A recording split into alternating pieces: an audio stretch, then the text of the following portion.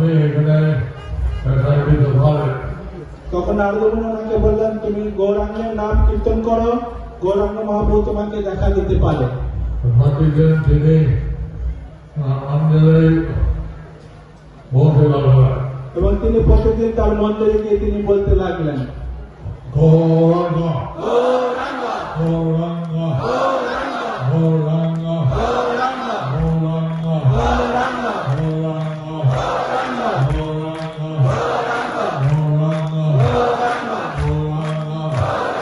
গৌরাঙ্গ গৌরাঙ্গ। এইভাবে একদিন হলো, আর একদিন হলো, শুরু হলো গৌরাঙ্গ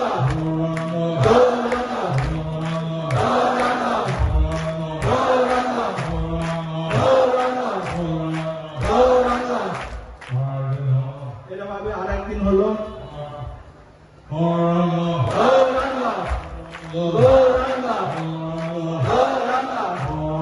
গৌরাঙ্গ।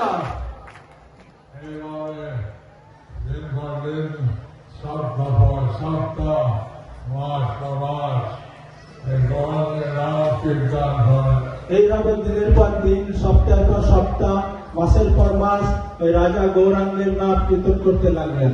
গৌরাঙ্গ গৌরাঙ্গ